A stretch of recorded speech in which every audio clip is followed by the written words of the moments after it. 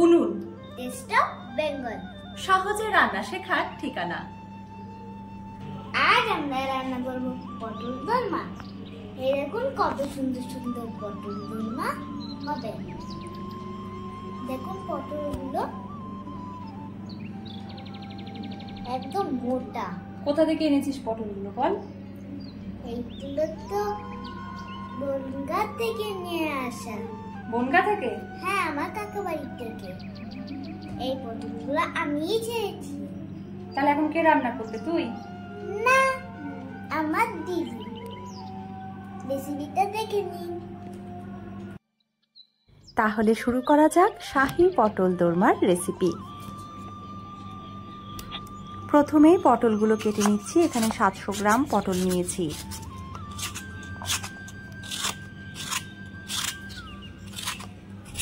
পটলের খোসা আমরা ছুলবো না। পটলের খোসার উপরের অংশ এইভাবে ঘষে ঘষে একটু পরিষ্কার করে নেব। মানে পটল ভাজার জন্য যেভাবে আমরা পটল ছুলি সেই রকমভাবেই একই পদ্ধতিতে আমরা পটলের খোসাটা পরিষ্কার করে নিলাম। আর পটলের এক ভাগ মানে মাথার দিক এইভাবে অল্প একটু কেটে নেব। সবগুলো পটল একইভাবে আমি কেটে নিলাম। আর তার সাথে নিয়ে নিয়েছি 3টে আলু। মাঝারি সাইজের 3টে আলুর খোসা ছাড়িয়ে আমি আলুগুলো সেদ্ধ করে রাখবো। এই রান্নাটা আমার ভীষণ প্রিয়। আমি পটলের দোরমা খেতে খুব ভালোবাসি। আর আমার মতো যারা পটলের দোরমা খেতে ভালোবাসেন তারা শিগগিরই ভিডিওটা দেখে এইভাবে রেসিপিটা বানিয়ে নিন। কারণ উনুন টেস্ট অফ বেঙ্গল সবসময় খুব সহজ পদ্ধতিতে আপনাদের কাছে বিভিন্ন ধরনের রেসিপি দেখিয়ে থাকে। আজকের রেসিপিটাও তার ব্যতিক্রম নয়। তাই চ্যানেলটি এখনও যারা সাবস্ক্রাইব করেননি তারা তাড়াতাড়ি সাবস্ক্রাইব করে বেল আইকনে গিয়ে অল নোটিফিকেশনটা অন করে নিন। এবারে আমি একটা চামচের সাহায্যে পটলের ভেতর থেকে পটলের বীজের অংশটা এভাবে বের করে নিচ্ছি। প্রত্যেকটা পটল থেকে একইভাবে এইভাবে পটলের বীজ বের করে নেব।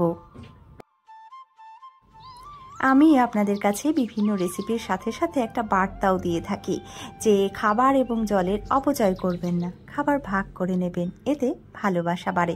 আর হ্যাঁ, শুধু ইউটিউব নয়, আপনারা কিন্তু ফেসবুকেও পেয়ে যাবেন উনুন টেস্ট অফ বেঙ্গলের পেজটিকে। এই রান্নায় পটলের কোনো অংশই ফেলা যাবে না। মাথার দিকের যে অংশটা ছোট করে কেটে রেখেছি এটাও কিন্তু রান্নায় কাজে লাগবে। আর পটলের বীজ আর শাঁস যেটা বের করে রেখেছি সেটাই হবে এই রান্নার মূল উপকরণ।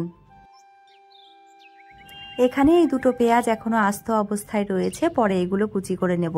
আর এখানে 2টো পেঁয়াজ রয়েছে, সাথে রয়েছে একটা টমেটো, আর রয়েছে 2 টেবিল চামচ চারমগজ। এগুলোর কি করব সেটা আপনারা ধাপে ধাপে দেখতে পাবেন।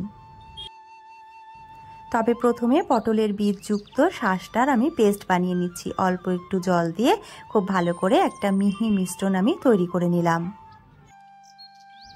পেঁয়াজগুলো কুচি করে রাখছি। আর এখানে আলু সেদ্ধ হয়ে গেছে। এই সেদ্ধ আলুটা আমি প্রথমে মেখে নিচ্ছি। ডেসক্রিপশন বক্সে যারা নিরামিষ খান তাদের জন্য নিরামিষ পটলের দোরমার রেসিপির লিংক দেওয়া থাকলো, অবশ্যই আপনারা দেখে নেবেন। আর এদিকে দেখুন পটলের বীজযুক্ত শাঁসের যে পেস্ট আমি বানিয়েছিলাম সেটা একেবারে রেডি হয়ে গেছে। ওই মিশ্রণের মধ্যে দিয়ে দিলাম 1 চা চামচ জিরে গুঁড়ো, 1 চা চামচ হলুদ, কয়েকটা কুচি করে রাখা কাঁচা লঙ্কা, 1 চা চামচ জিরে আদা বাটা, সাথে দিয়ে দিচ্ছি 300 গ্রাম চিংড়ি। আমি কাঁচা চিংড়ি মাছ দিলাম, তবে আপনারা চাইলে চিংড়ি মাছ ভেজেও দিতে পারেন। কড়াই গরম হয়ে গেলে আমি দিয়ে দিলাম 1 কাপ রিফাইন তেল। এবারে তেল গরম করে তার মধ্যে দিয়ে দিচ্ছি লবণ। এই তেলে প্রথমেই আমি পটলগুলো ভেজে নেব। পটল আমাদের খুব পরিচিত সবজি হলেও ইংরেজিতে পটলকে কি বলে তা কিন্তু আমাদের অনেকেরই অজানা। আপনি কি জানেন পটলের ইংরেজি নাম কি? তাহলে বলছি, পটলের ইংরেজি নাম হলো পয়েন্টেড গোর্ড। গরমের সময়ে আমাদের রোজকার পাতে পটল প্রায় থাকেই, এবং এই কারণে অনেক সময় পটলে আমাদের একঘেয়েমি আসে। তাই একঘেয়েমির স্বাদ দূর করতে এই পটলের দোরমার রেসিপিটা কিন্তু আপনারা একদিন করতেই পারেন। পটল ভাজা হয়ে গেলে পটলের যে ছোট করে কেটে রাখা অংশটা ছিল সেটাও আমি ভেজে নিলাম। আর তারপরে কুচি করে রাখা 2টো পেঁয়াজও আমি ভেজে নিচ্ছি। কড়াইতে 2 থেকে আড়াই টেবিল চামচ তেল রেখে বাড়তি তেল তুলে নিয়েছি। আর এরপরে পুরের জন্য এই বানিয়ে রাখা মিশ্রণটাও দিয়ে দিলাম। আঁচ কমিয়ে রেখে ততক্ষণ রান্না করব যতক্ষণ না এই উপকরণটা পুরোটা শুকিয়ে যাচ্ছে, অর্থাৎ পুরটা একদম ঘন বা টাইট হয়ে আসছে। দিয়ে দিয়েছি 15 গ্রাম মতন কিশমিশ কুচি। আর এবারে দিয়ে দিলাম 1 কাপ বেসন, সাথে দিয়ে দিলাম 1 চা চামচ মতন চিনি। যদি মনে হয় পুর কম পড়তে পারে বা পুর ঘন হচ্ছে না, তাহলে বেসনের পরিমাণটা আরেকটু বাড়িয়ে দেবেন। এবারে দিয়ে দিচ্ছি ভেজে রাখা পেঁয়াজ। সুন্দর সুন্দর রেসিপির সাথে আপনাদের কাছে আমি একটা বার্তাও পৌঁছে দিয়ে থাকি, খাবার এবং জলের অপচয় করবেন না, খাবার ভাগ করে নেবেন, এতে ভালোবাসা বাড়ে।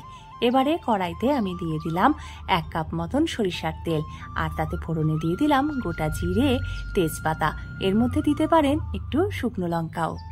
দিয়ে দিচ্ছি এবারে আদা জিরের পেস্ট। এখানে আমি 1.5 টেবিল চামচ আদা জিরের পেস্ট দিয়েছি। আর তার সাথে দিয়ে দিলাম আমি পেঁয়াজ, চারমগজ আর টমেটোর পেস্ট। সাথে দিয়ে দিলাম 1/2 চা চামচ ধনে গুঁড়ো, আর দিয়ে দিচ্ছি 1 চা চামচ চিনি। এবারে আমি দিয়ে দিলাম 1.5 চা চামচ কাশ্মীরি লঙ্কার গুঁড়ো। দিয়ে দিলাম কাঁচা লঙ্কা, অল্প একটু জল দিয়ে মশলাটা কষিয়ে নিচ্ছি।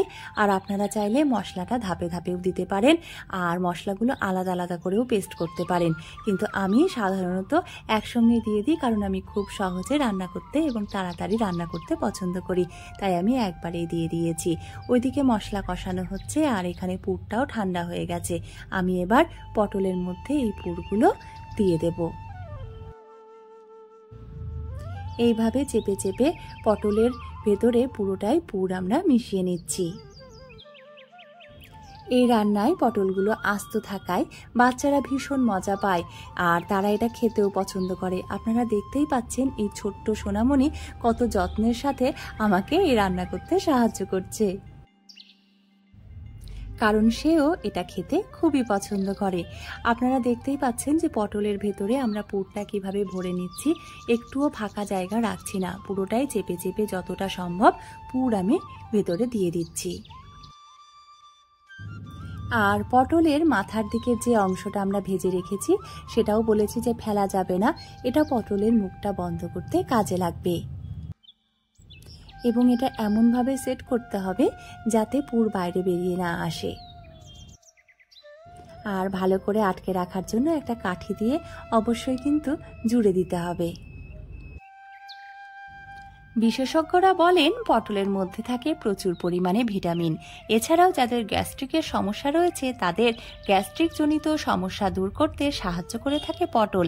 আর আপনি যদি ওজন নিয়ে চিন্তিত হন তবে পটল আপনার জন্য একটি অত্যন্ত উপযোগী সবজি, কারণ পটল শরীরের অতিরিক্ত মেদ ঝরাতে সাহায্য করে থাকে। পটলে থাকা অ্যান্টিঅক্সিডেন্ট আপনাকে চিরসবুজ রাখতে সাহায্য করে, অর্থাৎ বয়সের ছাপ সহজে কিন্তু পটল মুখে পড়তেই দেবে না। এছাড়াও ব্লাড সুগার নিয়ন্ত্রণ, কোলেস্ট্রলের মাত্রা কমাতেও পটলের জুড়ি মেলা ভার, তাই রোজকার পাতে কিন্তু পটল থাকা চাই। সবগুলো পটলের ভেতরে পুর ভরা হয়ে গেছে। এবারে আমরা রান্নার পরবর্তী ধাপের দিকে এগিয়ে যাব। মশলাও কষানো হয়ে গেছে, মশলা থেকে একটু একটু করে তেল ছেড়ে আসতে শুরু করেছে। এবারে আমি দিয়ে দিলাম এখানে 1 কাপ মতন উষ্ণ গরম জল। আর এই রান্নায় কিন্তু আমি যেমন চারমগজ ব্যবহার করেছি, আপনারা চাইলে এখানে পোস্ত বা বাদাম বাটাও ব্যবহার করতে পারেন। আর পুরের মধ্যেও আপনারা চিংড়ি মাছের সাথে সাথে অন্য কিছু দিতে পারেন, যেমন নারকেল কুচি বা পনির, সেটা আপনাদের পছন্দের ওপর নির্ভর করছে। জল দেওয়ার পরে আমি এখানে দিয়ে দিয়েছি 250 ml মতন দুধ। তার সাথে দিয়ে দিয়েছি পুর ভরে রাখা পটলগুলো, আর আঁচ কমিয়ে 3-4 মিনিটের জন্য ঢাকা দিয়ে দিলাম। যখন দেখলাম যে গ্রেভির মধ্যে একটু ঘন ভাব হয়ে আসছে তখন আমি ঢাকাটা সরিয়ে দিচ্ছি। এই শাহী পটলের দোরমা রান্নায় কিন্তু দুধটা লাগবেই। আঁচ কমিয়ে দিয়েছি, আর আপনারা দেখতেই পাচ্ছেন যে আমি গ্রেভিটা আর একটু ঘন করে নিচ্ছি। এই রান্নায় গ্রেভিটা একেবারে পাতলা থাকবে না, আবার একেবারে শুকনোও থাকবে না, মোটামুটি মাঝারি পর্যায় হলে আমি এর মধ্যে দিয়ে দিলাম 1 চা চামচ মতন ঘি। আর দিয়ে দিলাম 1 চা চামচ গরম মশলার গুঁড়ো। সব সময় গরম মশলা বাটা হয় না, তাই আমি বাড়িতে গরম মশলার গুঁড়ো তৈরি করে রাখি। রান্না হয়ে গেছে, এবারে আমি গ্যাস বন্ধ করে ঢাকা রেখে দেবো 2 মিনিটের জন্য। এই পদ্ধতি মেনে রান্না করলে আপনার বাড়িতেও অনুষ্ঠান বাড়ির মতো পটলের দোরমা রান্না করে নেবেন আপনিও। তাই অতি অবশ্যই রেসিপিটা একদিন ট্রাই করুন আর কমেন্ট করে জানান যে আপনাদের কেমন লেগেছে।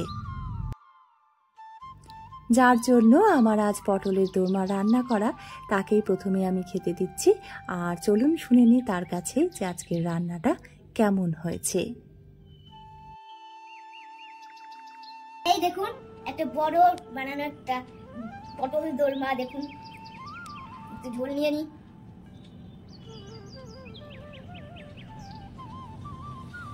ওপেন করে যাক পটল দোরমাকে। এর মধ্যে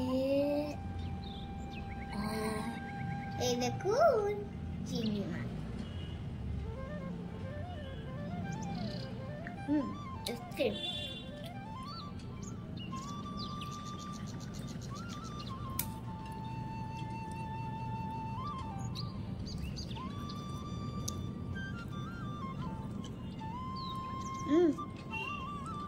অনেক টেস্টি। দিদি আসো খেয়ে দেখো। তুমি খাও, আমি পরে খাবো। ঠিক আছে। ভেতরে এগুলো এই পটলগুলো খুলে দেখি। বাহ, কত সুন্দর। এর মধ্যে আর একটা চিংড়ি মাছ, দেখুন বেগ দিয়ে খেতে হয়।